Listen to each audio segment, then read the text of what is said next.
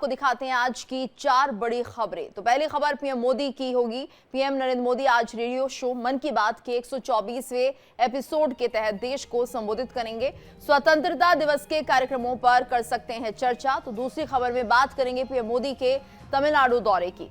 PM Modi 2 दिन के तमिलनाडु के दौरे पर हैं और इस दौरान उन्होंने कई योजनाओं की सौगात दी है। तो तीसरी खबर में बात करेंगे चिराग पासवान के बयान की, जिसको लेकर बिहार की राजनीति गर्म है। कानून व्यवस्था पर चिराग के बयान को लेकर विपक्ष हमलावर है। चिराग ने अपनी ही सरकार पर हमला बोला है। चौथी खबर में बात करेंगे जुलाई में जारी शहर शहर जल कहर की। बारिश का तूफानी प्रहार जारी है। कई राज्यों में बारिश का तांडव इस कदर है कि हालात बिगड़ गए हैं। आपको दिखाएंगे कि ओडिशा में कैसे हालात हैं। तो इन 4 बड़ी खबरों पर हमारी नजर रहेगी। 9 बजे की 4 बड़ी खबरें, जिन्हें विस्तार से एक एक करके हम आपको बताएंगे।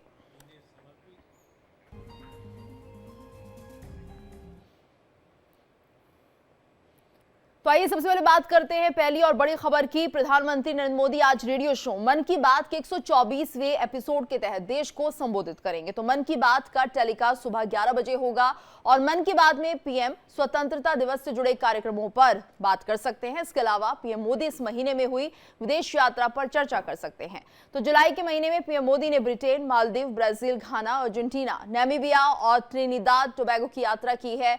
मन की बात को 22 भारतीय भाषाओं और 29 बोलियों के अलावा 11 विदेशी भाषाओं में भी ब्रॉडकास्ट किया जाता है। तो इनमें फ्रेंच, चीनी, इंडोनेशियाई, तिब्बती, बर्मी, बलूची, अरबी, पश्तू, फारसी शामिल है। मन की बात की ब्रॉडकास्टिंग आकाशवाणी के 500 से ज्यादा ब्रॉडकास्टिंग सेंटर्स से होती है और पहले एपिसोड की टाइम लिमिट तकरीबन 14 मिनट थी। तो जून 2015 में इसे बढ़ाकर 30 मिनट कर दिया गया था। आज पीएम मोदी एक बार फिर मन की बात के जरिए देशवासियों को संबोधित करेंगे और सबकी नजर रहेगी आखिर प्रधानमंत्री मोदी आज मन की बात में किन मुद्दों को लेकर बातचीत करते हैं।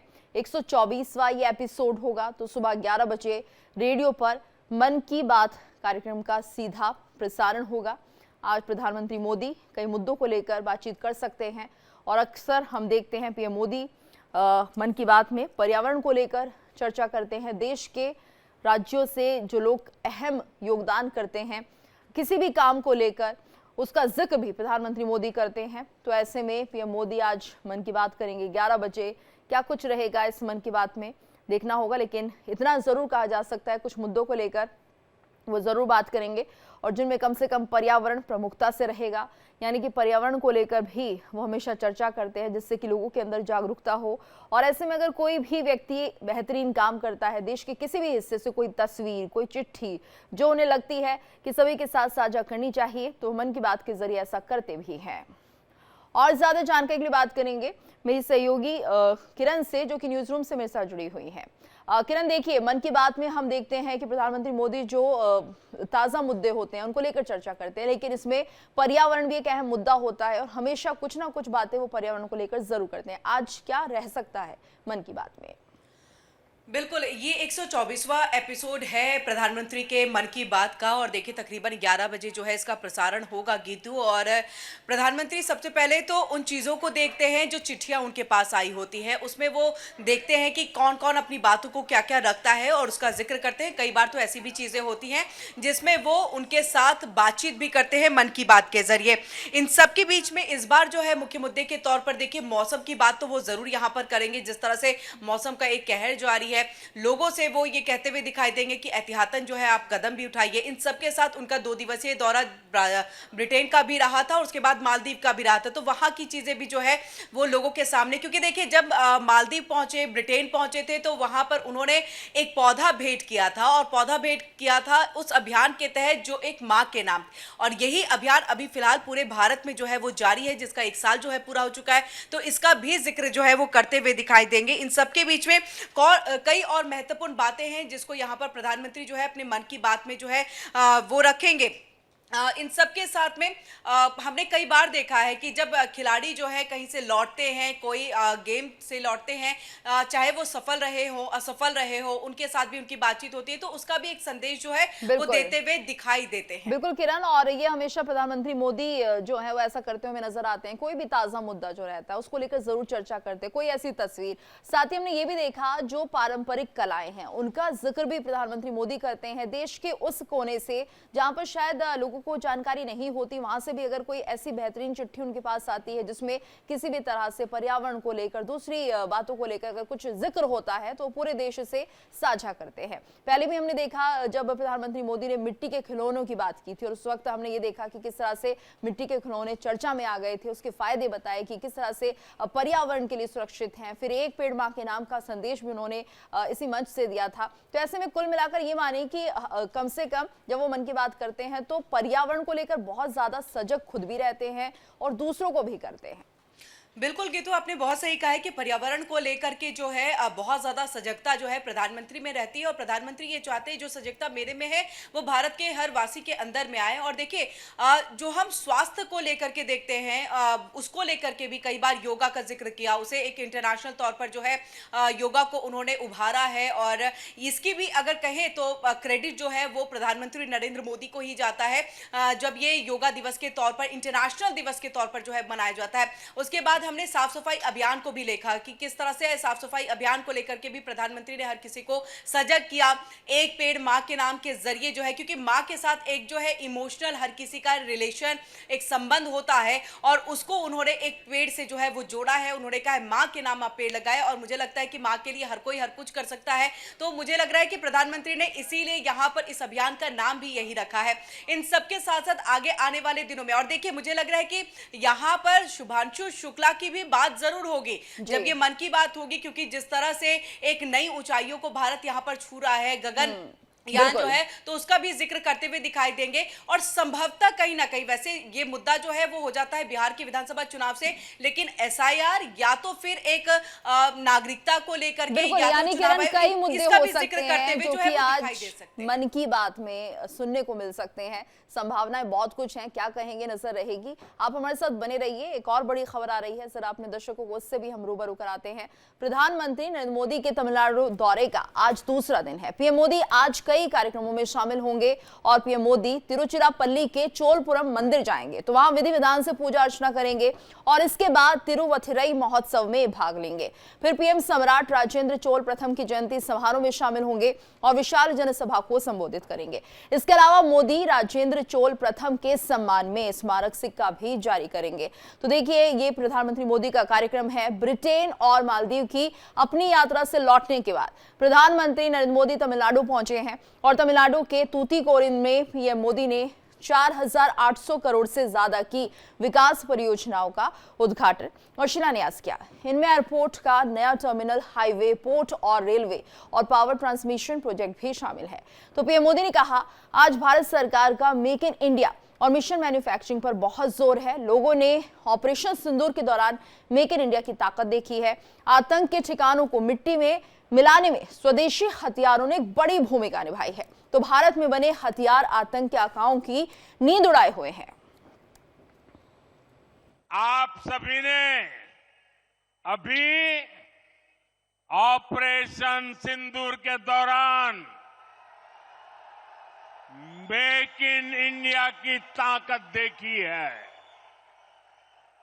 आतंक के ठिकानों को मिट्टी में मिलाने में मेड इन इंडिया हथियारों की बड़ी भूमिका रही है।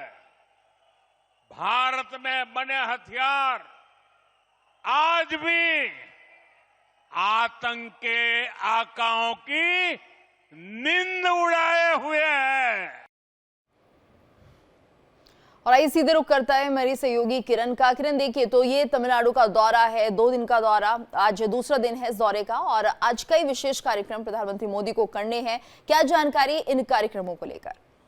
बिल्कुल। और आज जो है वो कई सारे कार्यक्रम हैं, कार्यक्रमों में शिरकत करेंगे। देखिए अभी तक पूरा शेड्यूल जो है वो सामने नहीं आया है। जैसे ही वो आएगा शेड्यूल, वो हम अपने दर्शकों तक भी पहुंचाएंगे। लेकिन जो जानकारी अभी हम दे रहे हैं कि किस तरह से स्वच्छ ऊर्जा ढांचे को लेकर के तमिलनाडु के नागरिकों के जीवन के स्तर को बेहतर बनाने को लेकर के लगातार सौगातें देने का सिलसिला जो है वो जारी है प्रधानमंत्री की तरफ से, और कई मायनों में बहुत अहम है। देखिए आपने भी जो जानकारी दी गीतू कि कनेक्टिविटी, रसद दक्षता, ये तमाम ऐसी चीजें हैं जिसकी आवश्यकता है तमिलनाडु को, और इसी को देखते हुए जो है ये पूरा कार्यक्रम रखा गया है। और तकरीबन देखिए 12 बजे महान चोल सम्राट राजेंद्र चोल प्रथम की जयंती समारोह और आदि तिरुवथिरा उत्सव में भी भाग लेंगे। तो ये धीरे धीरे करके जो है अब शेड्यूल उनका निकल करके सामने आ रहा है। देखिए अभी तक जो है प्रधानमंत्री ने 4,800 करोड़ रुपए का जो है अधिक विकास परियोजनाओं का शिलान्यास और उद्घाटन कर दिया है, जो एक राष्ट्र को समर्पित है, जो तमिलनाडु की जनता को समर्पित है। और इसके बाद देखिए सीएम एमके स्टालिन से भी वो कार्यक्रम में शामिल नहीं हुए, लेकिन उसके बावजूद प्रधानमंत्री का जो कार्यक्रम है वो लगातार जारी है। और ऐसे में आज जो उनका कार्यक्रम है उसकी जानकारी देखिए हमारे पास आ गई। तिरुचिरापल्ली के गंगई कोंडा चोलपुरम मंदिर में तकरीबन दोपहर 12 बजे जो है वो पहुंचेंगे प्रधानमंत्री नरेंद्र मोदी। और ऐसे में तूतीकोरिन की अगर हम बात करें तो यहां पर भी हवाई अड्डे पर नए टर्मिनल भवन का जो है उद्घाटन उन्होंने पहले किया, जो हमने लगातार हम जिक्र भी कर रहे हैं गीतों की, किस तरह से उन्होंने विकास परियोजनाओं को लेकर के एक विकास की बयार बहाते हुए उन्होंने दिखाई, और तकरीबन 4,800 करोड़ रुपए की सौगात जो है वो तमिलनाडु वासियों को दी है। ऐसे में देखिए जो नए ये टर्मिनल यहाँ पर भवन का उद्घाटन हुआ है, इसमें तकरीबन 17,340 वर्ग मीटर में ये फैला हुआ है, और 1,350 यात्रियों और सालाना 20 लाख यात्रियों को संभालने की दक्षता जो है इस टर्मिनल पर होगी। तो लगातार देखिए विकास को बढ़ावा देते हुए, और यही पटना में वो भी करते हुए दिखाई दिए थे, वहां पर भी उन्होंने काफी ज्यादा विकास की बयार जो है वो बहाई थी, और अब इस तमिलनाडु में भी वैसे ही कर रहे हैं। 100% LED लाइटिंग, ऊर्जा कुशल विद्युत से युक्त जो यांत्रिक प्रणालियां है और सीवेज ट्रीटमेंट प्लांट है, उसको लेकर के भी कई सारे कार्यक्रम जो है, यानी कि कई सारे उद्घाटन जो है, शिलान्यास जो है वो प्रधानमंत्री ने किया। बिल्कुल। और किरण ये देखिए जिस तरह से प्रधानमंत्री मोदी का ये मिशन साउथ के तौर पर माना जा रहा है, और पहले भी बहुत कोशिश हुई है कि साउथ में भी ज्यादा से ज्यादा काम किया जाए, क्योंकि वहां पर हम देखते हैं कि बीजेपी का उतना जनाधार नहीं है। लोगों से कांटेक्ट करना, उनके साथ संपर्क करना, और कहीं ना कहीं हमें लगता है कि बीजेपी अगर कुछ सोचती है तो उसे पूरा करती है। खासतौर से जब यहाँ पर उपलब्धियों की बात करी जाए या फिर विकास की बात की जाए, तो मिशन साउथ पर अब फोकस किया जा रहा है, यानी साउथ की तरफ जाना और वहां पर जो कमियां हैं, खामियां हैं, सरकार की तरफ से उन्हें पूरा करना एक तरह से एक बड़ा मिशन है। और ऐसे में हम देखेंगे कि अब धीरे धीरे जो लोगों का सपोर्ट है वो भी यहाँ से मिलना शुरू हो रहा है। बिल्कुल कि तो आपने बहुत सही कहा है कि देखिए बहुत ज़्यादा जनाधार नहीं, साउथ में वैसे ही बीजेपी जो है बहुत एक वीक तौर पर जो है, लेकिन कहीं ना कहीं अब धीरे धीरे वो जनाधार बढ़ता हुआ दिखाई दे रहा है। और अब यही तस्वीर जो है वो जो है इस राज्य में भी जो है लाने की कोशिश जो है बीजेपी की तरफ से की जा रही है, जिसको लेकर के प्रधानमंत्री ने ये तमाम जो विकास की बयार, या फिर ये हम कहें कि 4,800 भले इसे ये कहा जाए कि देखिए हमने तो शिलान्यास उद्घाटन यानी कि तमिलनाडु में एक तरह से एक कनेक्टिविटी को बेहतर किया है, हमने यहाँ पर टर्मिनल नए बना दिए हैं जिसकी दक्षता इतनी ज्यादा है, इतने यात्रियों की दक्षता है, ये तमाम चीजें हैं। लेकिन कहीं ना कहीं अगर देखा जाए तो इसके पीछे साधना है जनता को और अपनी पकड़ जो है वो साउथ के अंदर में बेहतर बनानी है। तो ये तमाम कोशिशें दिखाई देती हैं। और इस बीच में जब एमके स्टालिन जो कि सीएम है वो नहीं पहुंचते हैं, तो उसको लेकर के भी कि ठीक है जो भी नाराजगी है, जो अलग अलग पार्टी है, तमाम चीजें हैं, लेकिन कहीं ना कहीं अगर इस तरह का कोई कार्यक्रम होता है और प्रधानमंत्री का कार्यक्रम है तो आपको यहाँ पर मौजूद होना चाहिए सीएम होने के नाते, लेकिन ऐसा होता नहीं दिखता। और मुझे लग रहा है इसको भी भुनाने की कोशिश जो है प्रधानमंत्री जरूर करेंगे। आज जब उनके कई कार्यक्रम हो रहे हैं जहां पर पहले तो मंदिर और उसके बाद जब जनता को संबोधित करेंगे तो तमाम इन बातों का जिक्र करते हुए जरूर दिखाई देंगे। बिल्कुल। और किरण ये देखिए एक समय था जब मोदी मैजिक काम करता था, और अभी भी जो हमने देखा है, जो एक इंटरनेशनल रिपोर्ट आई है उसमें प्रधानमंत्री मोदी को सर्वाधिक प्रिय नेता कहा जा रहा है, यानी कि पूरे वैश्विक मंच की अगर हम बात करते हैं तो वहां भी पीएम मोदी आगे चल रहे हैं। अब देखना होगा प्रधानमंत्री मोदी यहाँ पर तमिलनाडु को लेकर जो जनता है वो जब प्रधानमंत्री मोदी संबोधित करेंगे उस वक्त उनका क्या रिएक्शन रहता है और किस तरह से करेक्ट करेंगे। दूसरा ये कि जब भी पीएम मोदी किसी भी दौरे पर जाते हैं, किसी भी राज्य के दौरे पर जाते हैं, तो वहां पर जो वहां की संस्कृति है उससे जुड़ते हैं, खासतौर से मंदिरों से, जिन मंदिरों को हम शायद नहीं जानते क्योंकि इस देश में रहते हैं, लेकिन शायद हमारे ध्यान में ना वो मंदिर कभी आए हैं, लेकिन हम आज देखेंगे किस तरह से वो पूजा अर्चना करेंगे। और एक तरह से देखिए पूरे वैश्विक मंच पर इन जगहों का एक तरह से प्रचार भी होता है, लोग जाना भी पसंद करते हैं। हम अपने दर्शकों को भी दिखा रहे हैं, इसमें जो है प्रधानमंत्री नरेंद्र मोदी वेट्टी पहने हुए दिखाई देते हैं और ये साउथ का ट्रेडिशनल ड्रेस है जो वहाँ के पुरुष जो है वो पहनते हैं।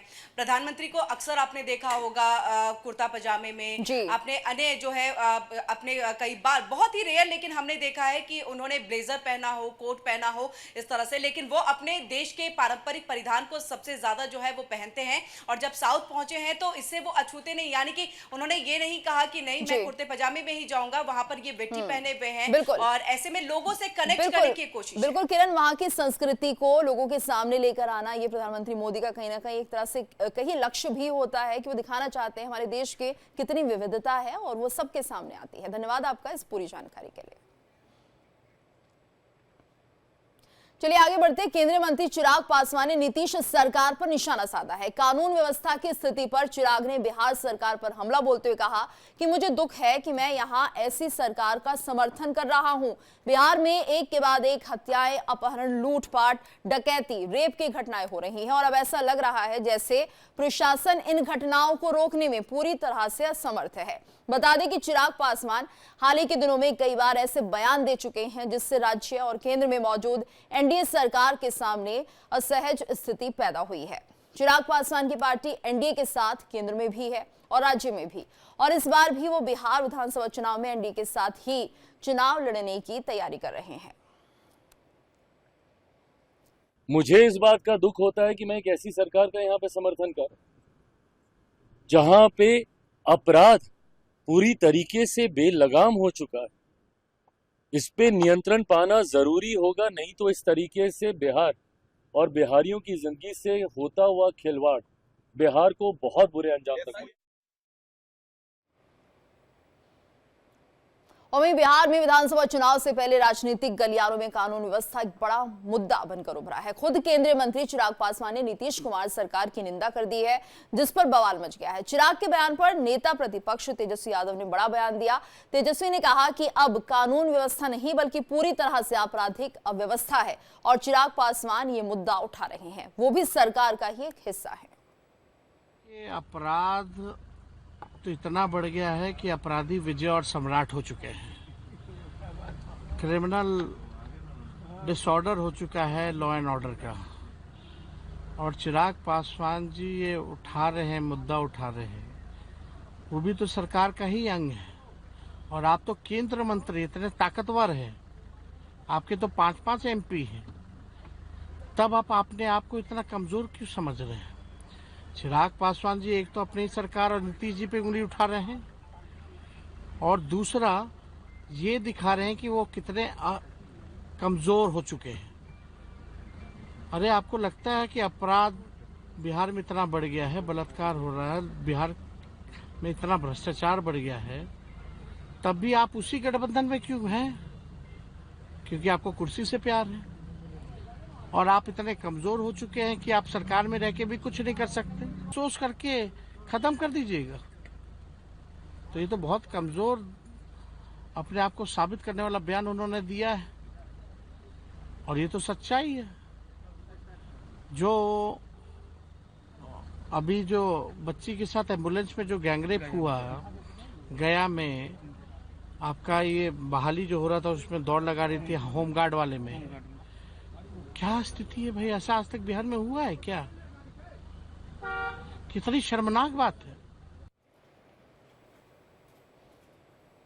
चलिए आगे बढ़ते बात करते हैं मुंबई के मरीन ड्राइव की, जहां से तस्वीरें सामने आई है। भारतीय मौसम विभाग ने आज मुंबई के लिए येलो अलर्ट जारी किया है और मौसम विभाग ने आज भारी बारिश के साथ बादल छाए रहने की संभावना जताई है। तो मुंबई और आसपास के जिलों में रुक रुक कर बारिश हो रही है और इसके चलते पुलिस ने एडवाइजरी जारी कर लोगों से जरूरत ना होने पर घर से ना निकलने की सलाह दी है। तो समुद्र तटीय इलाकों में जाने से बचने को भी कहा है। क्यों प्रशासन ने हाई टाइड का अलर्ट जारी किया है? बता दें कि आईएमडी ने मुंबई, ठाणे, रायगढ़ और पुणे में भारी बारिश की चेतावनी दी है। अधिकारियों ने लोगों से सावधानी बरतने को कहा है। तो लोगों से कहा गया है कि जरूरी काम होने पर ही अपने घरों से वो बाहर निकले। तो देखिए, मौसम विभाग ने चेतावनी जारी कर दी है और देश में भारी बारिश से सभी परेशान हैं। वहीं मुंबई की बात करें तो यहाँ पर भी हालात कुछ ऐसे ही बने हुए हैं, यानी कि आने वाले दिनों में भी कोई राहत नहीं है। मुंबई की 2 तस्वीरें आप देख रहे हैं। हाई टाइड के अलर्ट है एक तरफ, वहीं बारिश की चेतावनी है और ऐसे में मुंबई वासियों के लिए दुगनी मुसीबत है। आप देखिए किस तरह से जो लोग समुद्र के किनारे रह रहे हैं उनके लिए यहाँ पर सीधे तौर पर निर्देश दिए जा रहे हैं, एडवाइजरी जारी की गई है कि वो लोग सुरक्षित स्थानों पर जाएं।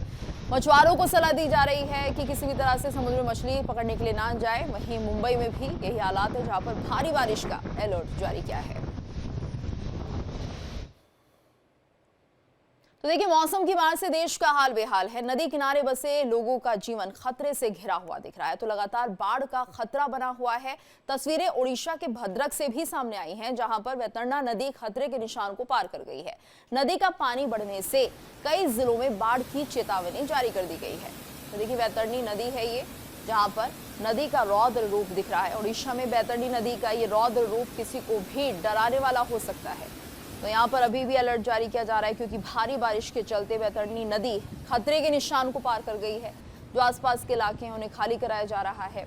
बाढ़ का खतरा मंडरा रहा है। लोगों से कहा जा रहा है कि वो सुरक्षित स्थानों पर जाए, और सिर्फ इतना ही नहीं, आने वाले दिनों में भी ये परेशानी यूं ही बनी रहेगी। और वहीं जम्मू कश्मीर में भी मौसम का हाल ठीक नहीं है। मौसम विज्ञान केंद्र श्रीनगर ने ऑरेंज अलर्ट जारी किया है। तो जम्मू संभाग के 5 जिले कठुआ, सांबा, उधमपुर, रियासी और जम्मू में लोगों को सावधान रहने की सलाह दी गई है। यहाँ भारी से बहुत भारी बारिश की चेतावनी दी गई है। कश्मीर संभाग में बारिश के ज्यादा असरदार होने की संभावना नहीं है, लेकिन पहाड़ों से भूस्खलन और बाढ़ आने का खतरा बना हुआ है। नेशनल हाईवे पर सफर करने वालों को भी संभावित इलाकों में सतर्कता बरतने की सलाह दी गई है। तो आपदा प्रबंधन प्राधिकरण ने अलग से भूस्खलन को लेकर अलर्ट जारी किया है। और ज्यादा जानकारी के लिए बात करेंगे संवाददाता रमन सैनी से। रमन, फिलहाल किस तरह के हालात बने हुए हैं? पहाड़ी इलाकों पर भूस्खलन का खतरा मंडरा रहा है, क्योंकि बारिश अभी थमने का नाम नहीं ले रही है। मौसम विभाग भी आने वाले दिनों में कोई राहत की बात नहीं कर रहा है।